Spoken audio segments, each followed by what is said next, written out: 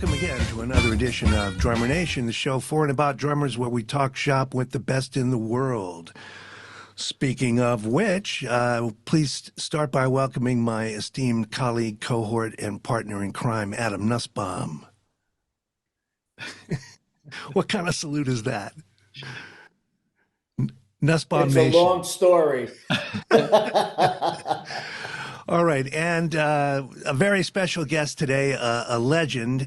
Let's bring him on before I tell you his credentials. Steve Smith, how are you, my friend? I'm good. Nice to be here, Michael. Well, welcome to the show. We did an interview, Steve and I did, for Classic Drummer several years back. It's still available on the classicdrummer.com website, and we got in a lot of specifics and details of his history and his life.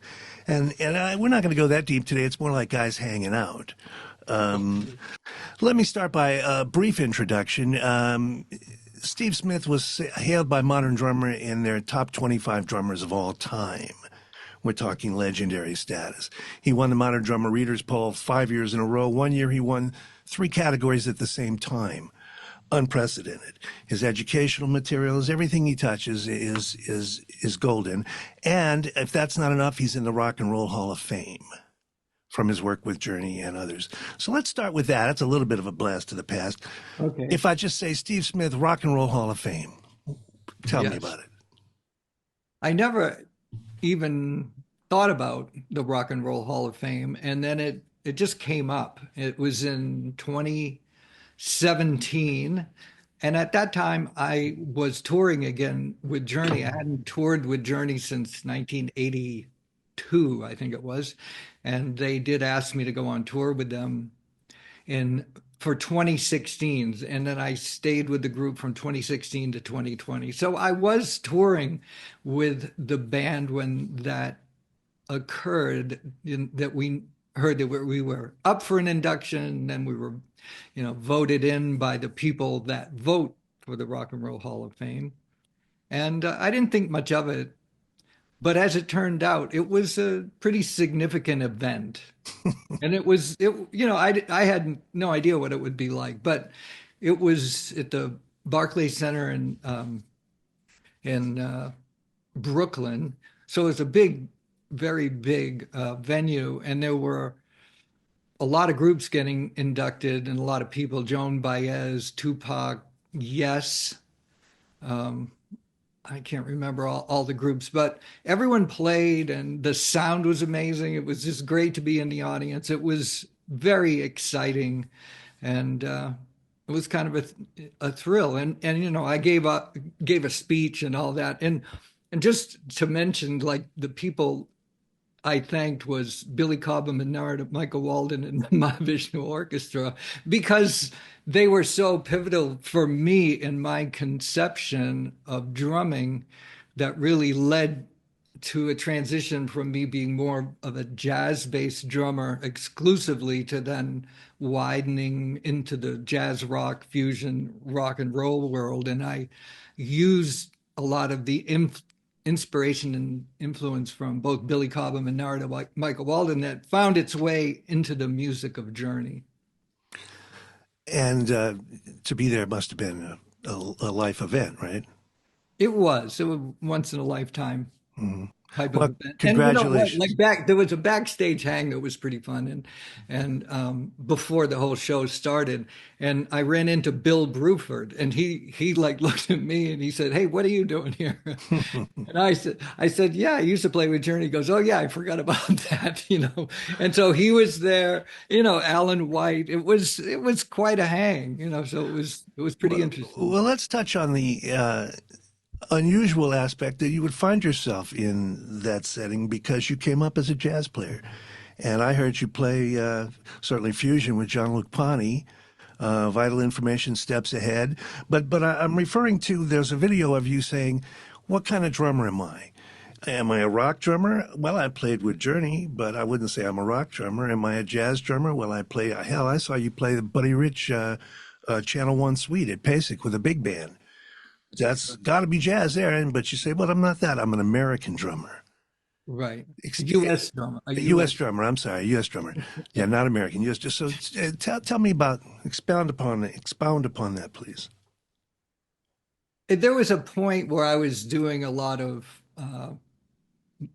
drum workshops where I'd go for a week in Germany or, a weekend workshop. And I was meeting drummers like Horacio, El Negro, and drummers from Cuba, drummers from India.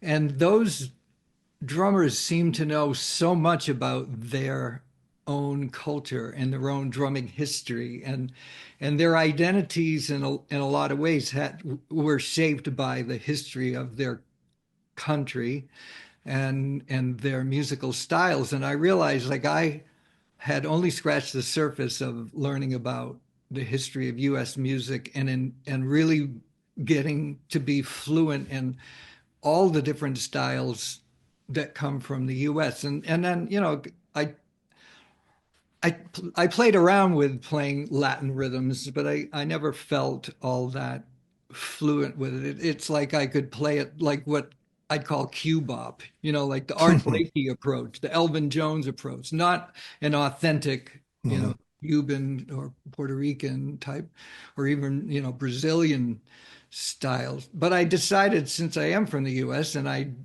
have grown up with the music of the US, I did a really deep dive into the history and all the drumming styles, uh, going all the way back to to blues, ragtime, early swing, and then country and early rock and roll, and just which which led me to doing that in clinics, like talking about that in clinics and having a lot of recordings like that I would play at clinics. And sometimes I'd play along with the recordings or demonstrate what was on the recordings.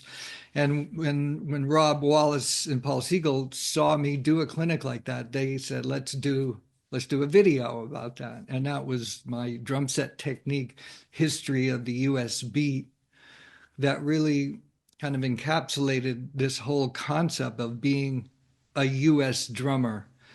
And my findings that all the styles originate with a swing feel.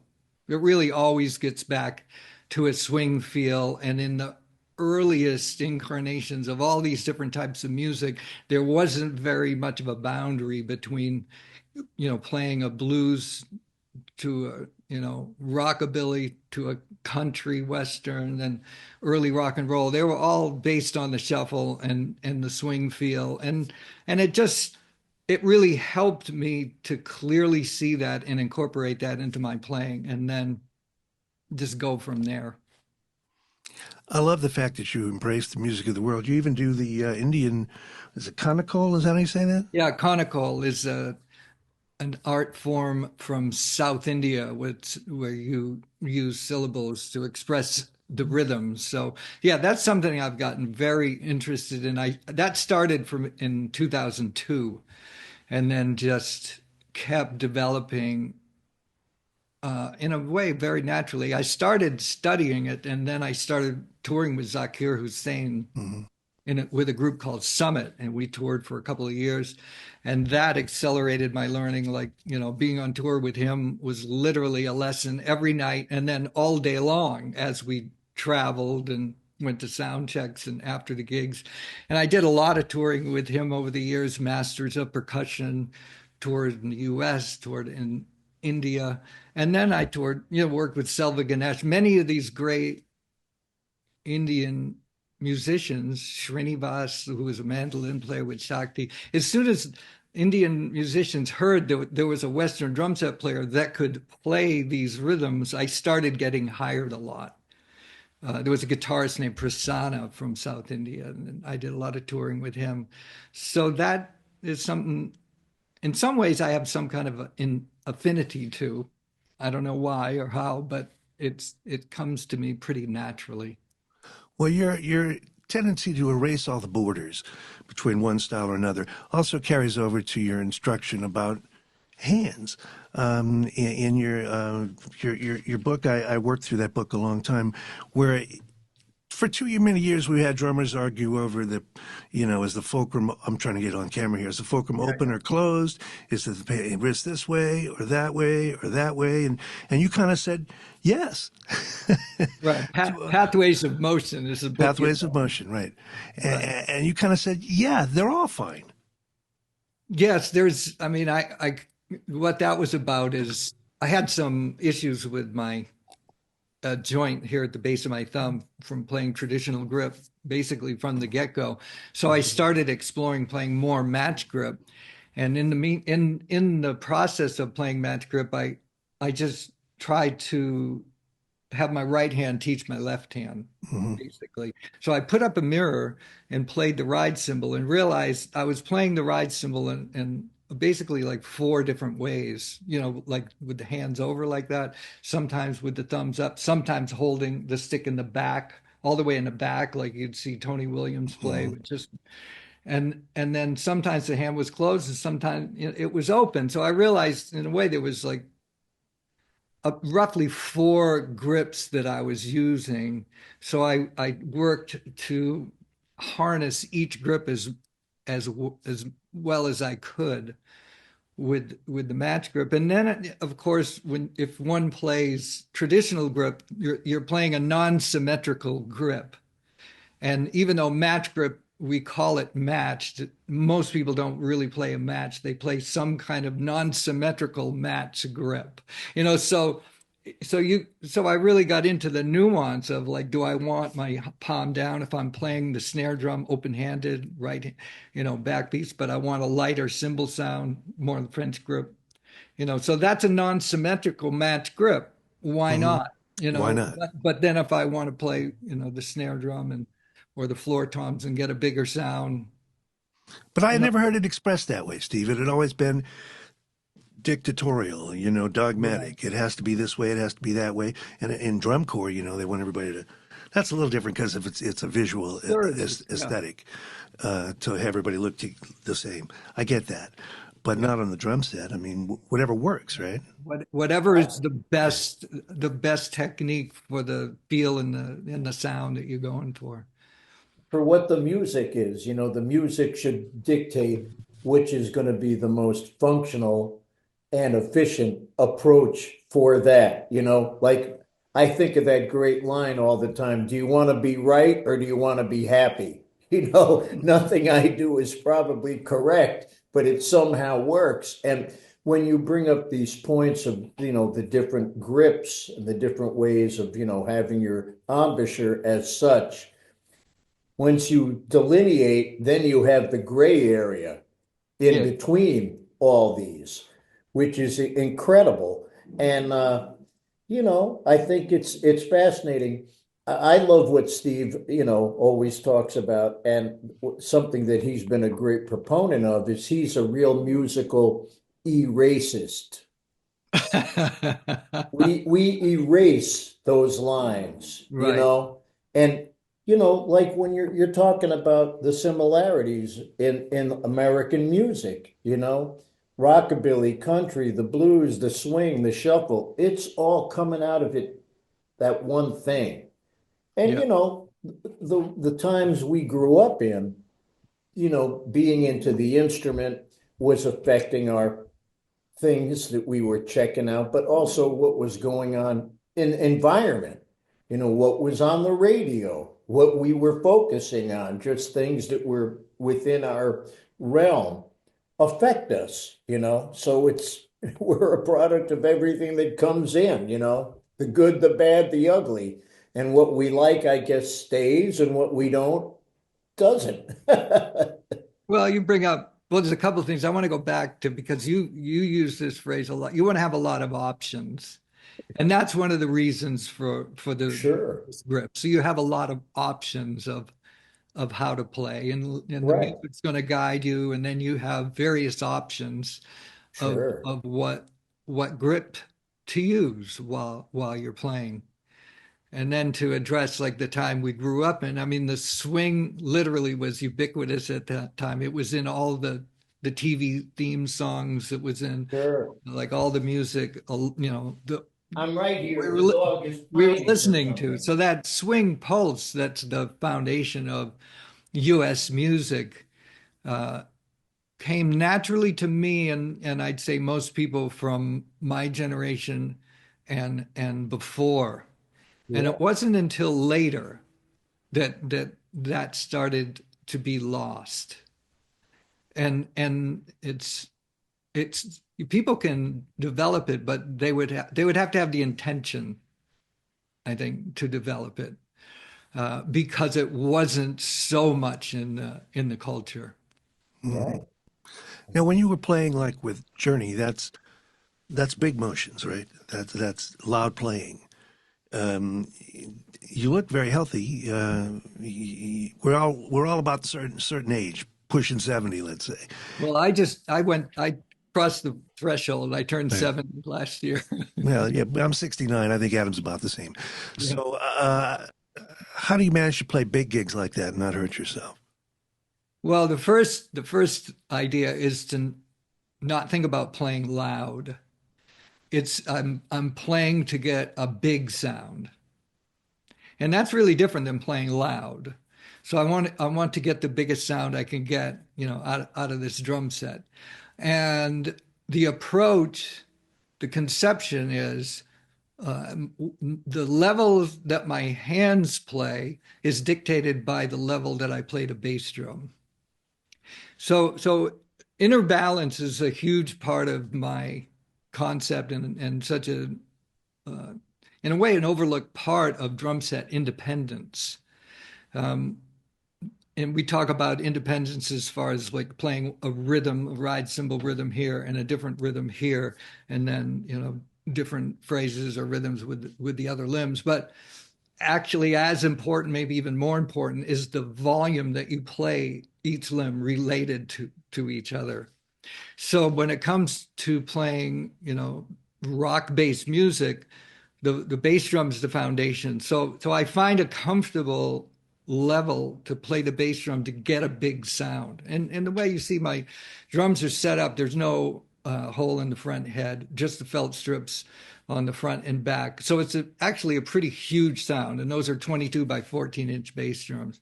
So I get that sound, and then I dial in the level of the snare drum, and I don't want to play the snare drum like so it hurts people's ears. I just want to get it so it has a beautiful sound, and the sound is relative to the bass drum. And then as I go up, like the cymbals I'm playing pretty light, and I use crash cymbals that are very thin in that situation. So essentially, I'm not playing heavy cymbals. I'm playing pretty light. So I'm very like conscious of that internal volume, and I don't go beyond a point where I lose control and it starts to be noisy and loud. So my education as far as playing the instrument comes from interfacing, let's say, with acoustic players.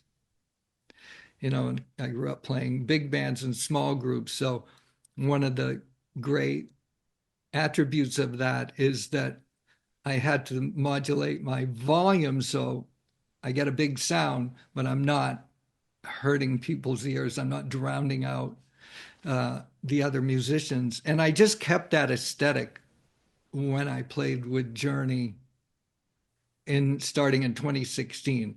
In the earlier years, I wasn't thinking so. I didn't have such a strong conception of it. I was very kind of muscling my way through it. But as I've developed as a player and my perception of how to play the drums, I took a little more studied scientific approach to it. And then that inner balance changes. If I'm playing jazz, my ride cymbal is the main voice, and then I adjust the volume of the other limbs to the ride cymbal, and then everything in between. Like there's infinite variations in between. So I never did hurt myself at all playing with Journey. I stayed very relaxed. And in fact, when I first started playing with them, they were unaccustomed to the lower level. Like I didn't play as loud as Dean Castronova was in there right before me, who plays very strong. So they had to make an adjustment in their in-ears so they could hear me. And the last thing I'll say about it was we had a quiet stage, which means there were no amplifiers on stage. It was all electric keyboards, electric guitar, electric bass, but all going direct, essentially direct. So I was the only acoustic instrument, and as well as the singer on stage. So I didn't have to compete with a stack of Marshalls. I didn't realize that. That's an interesting point. One time I was subbing on a church gig, and everybody was direct. And Yeah. when we went, the rehearsal was fine. When we went to do the gig, the leader kicks off 1, 2, and he turns around 3, 4, and the only thing in my cans was drums. And I didn't know where 1 was. I mean, and I'm looking around at the band like to help me. They don't know that I don't hear them. Right. So it could get kind of crazy that way.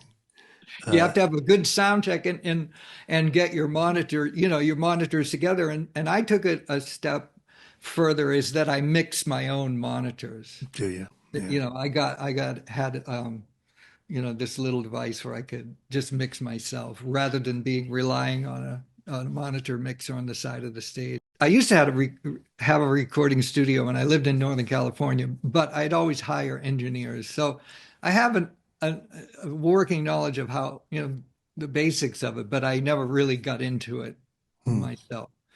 But I carry microphones with me when I go on tour. And I use a headset so I can do the conical while I'm playing. And I don't use in-ears when I'm touring with jazz groups. That was really, for Journey. And then when I do drum clinics and I'm playing along to tracks or something, of course, I use them at that point. But yeah, I've stayed up with it to a degree, in order to just stay current. Well, one thing I know you stayed up with was the advent of sequencers and the way we had to change after a certain period of time. We had to change the way time felt to where it was sort of perfect. Yeah. Tell me about it, because I know you made that transition. Yeah, it was hard for me. It was in 1985, and recording a Journey record was the first time I ever played to a click track, and it wasn't easy, and but over the years I made it a point to really learn how to do that, and it took like a couple of years to get super comfortable with it. But then the process kept going as I was because I was living in Northern California until 2005. I moved there in 1978 and left there in 2005, I think it was. And I was playing with clicks. Now that gives you a lot of leeway. And then sequencers. That gives you less leeway because a lot of people were hiring me to do records, and I had to play to a quantized keyboard and bass. So that got a little more finite. And then the most finite was I was doing a lot of records with a producer named Corrado Rustici, who produced Italian pop singers, and he was using loops. So I'd have to play along to the loop.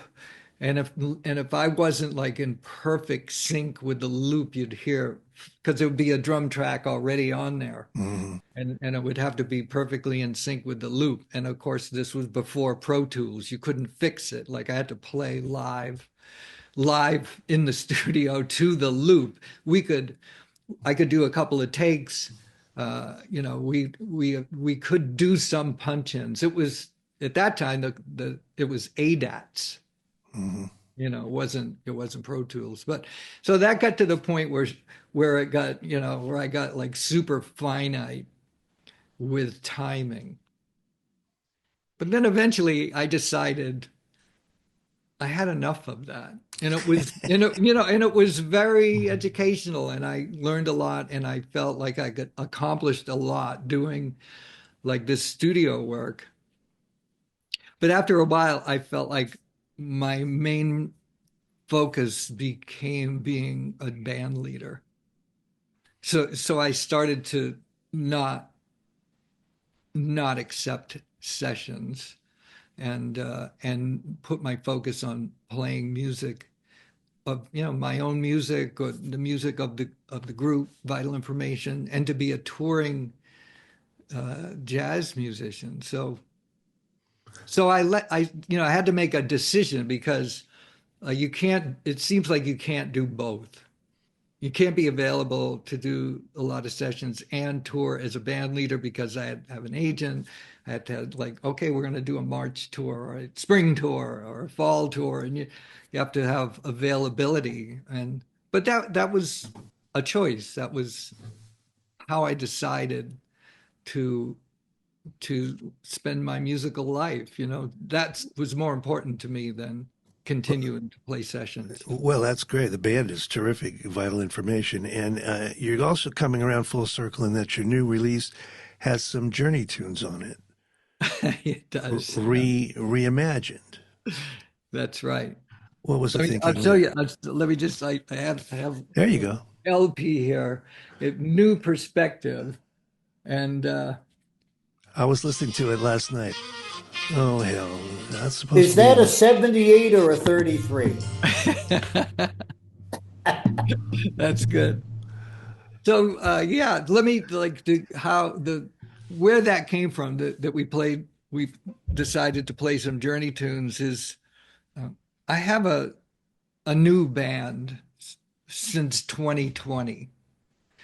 And it's a trio now. And the keyboard player is Manuel Valera, who's originally from Cuba, now living in New York City.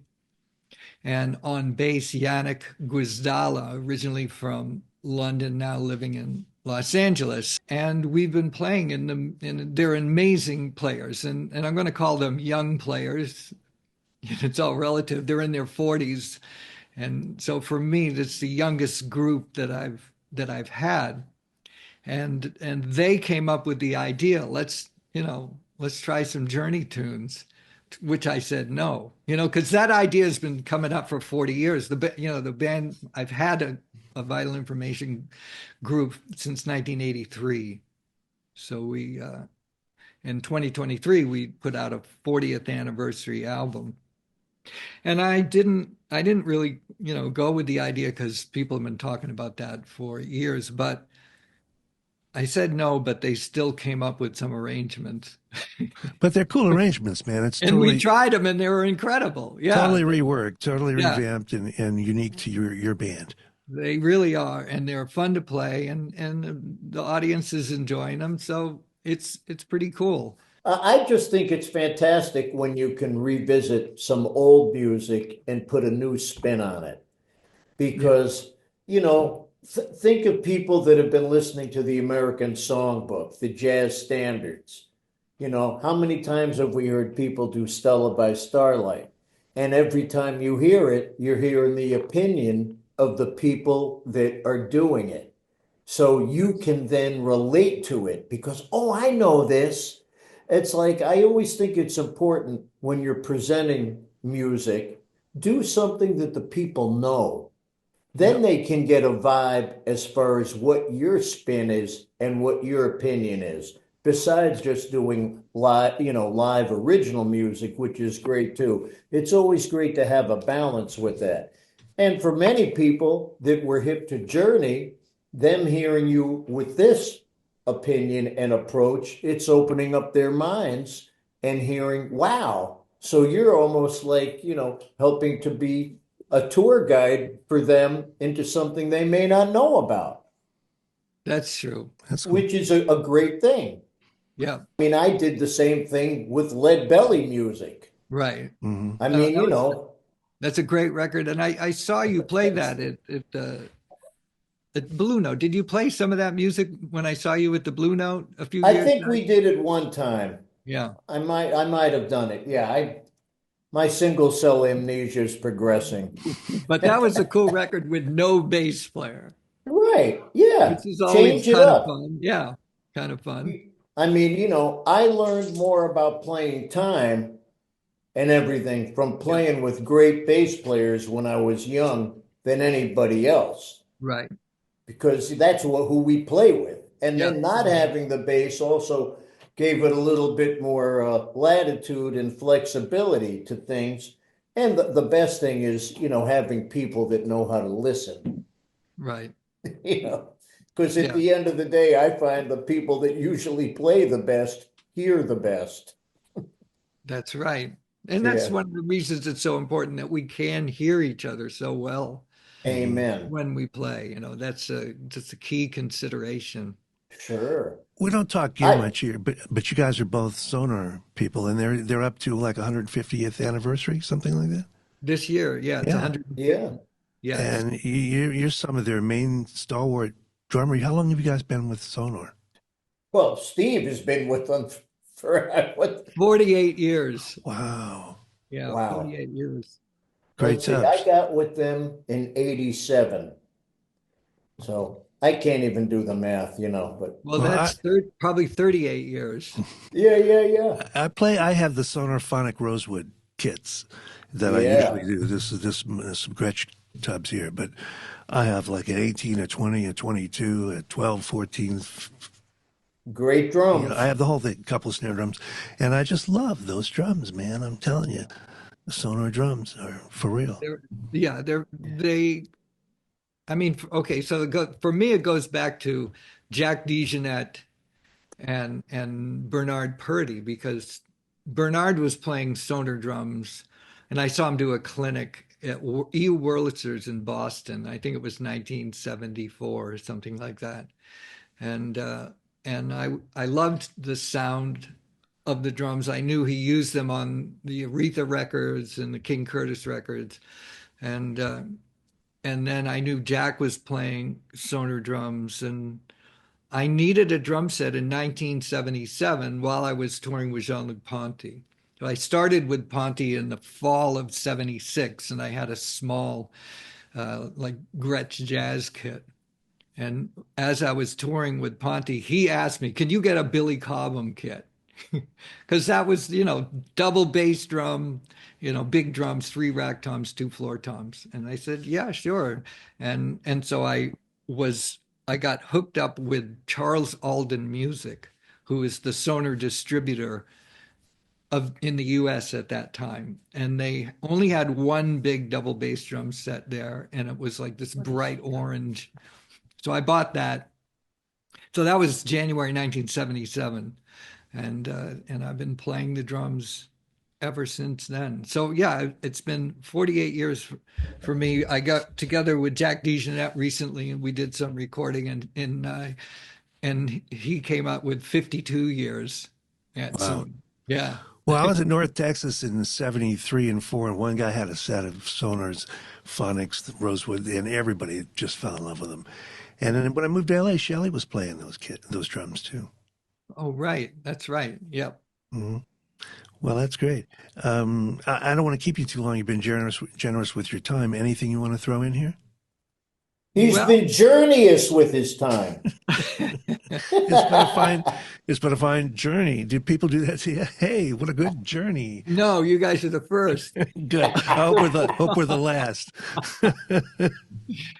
I would like to invite people to come out to hear live music, to come out for really when you come out to hear live music, you're having a once in a lifetime experience.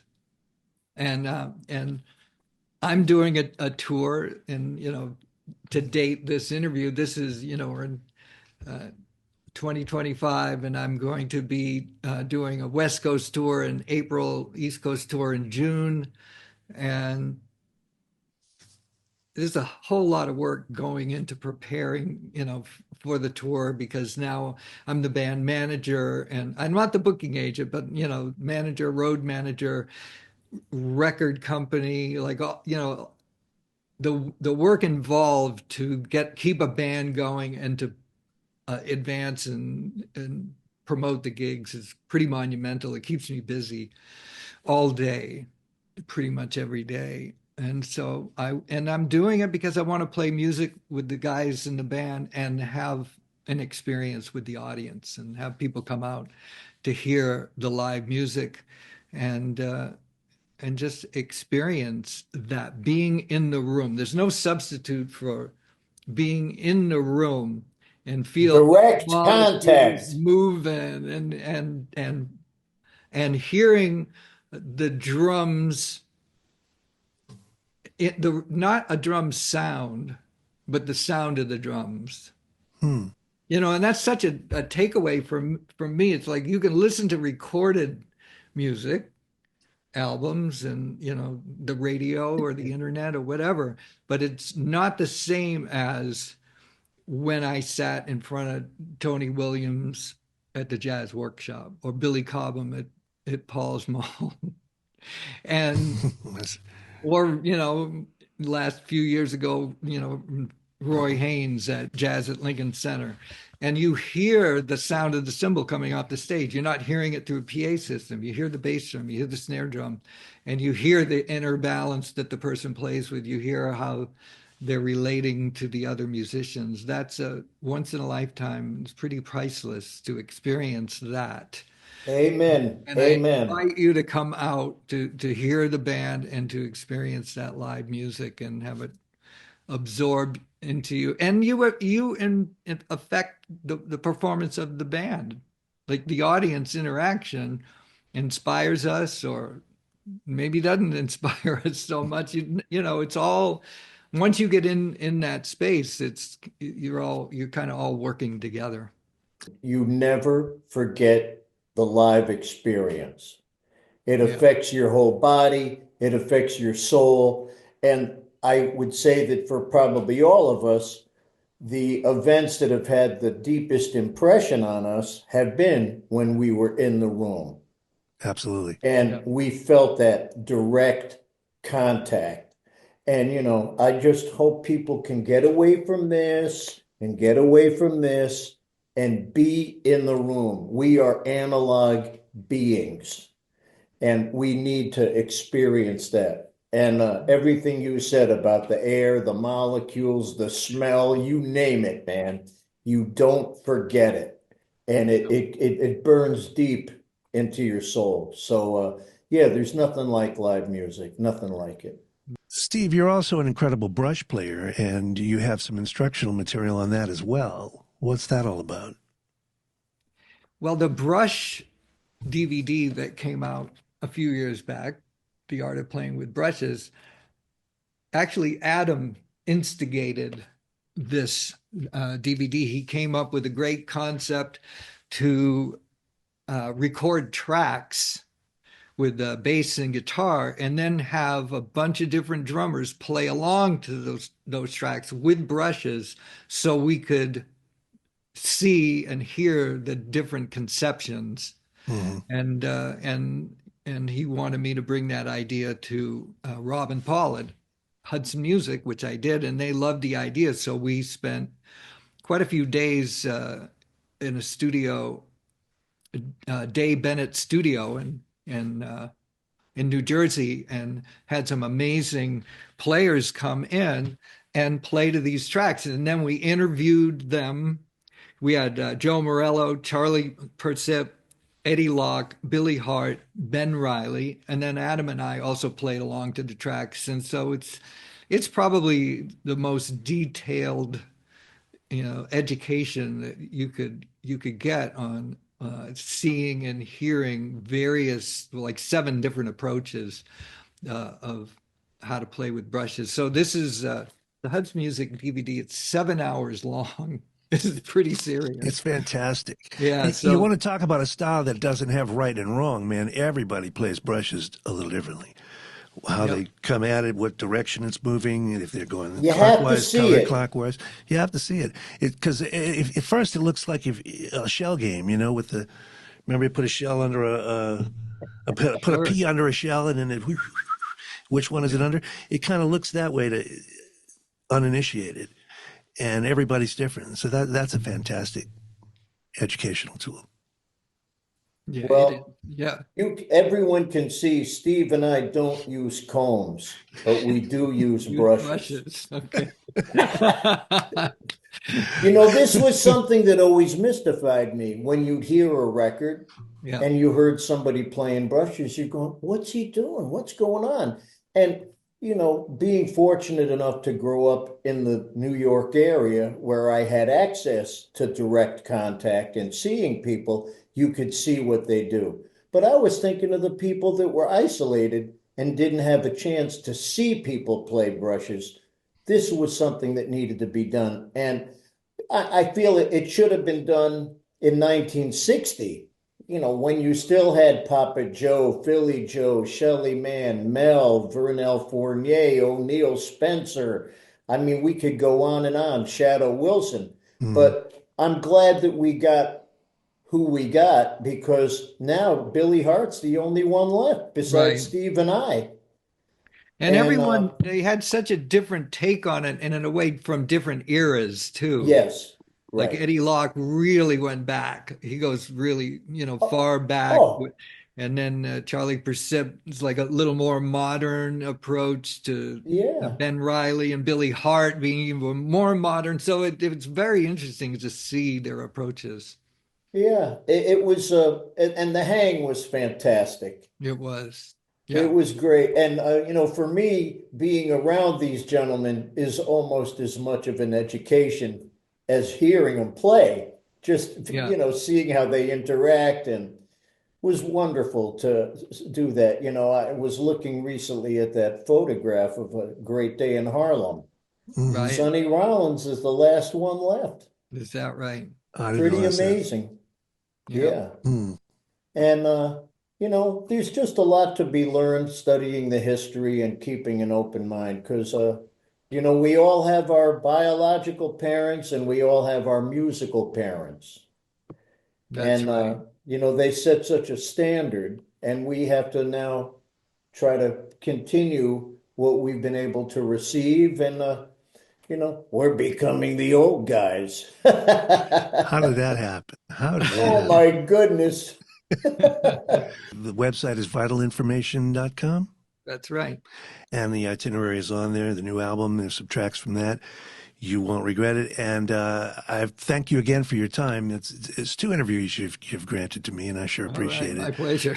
Get out and hear some live music. You'll never regret it. A friend of mine once said, you can't not hear music.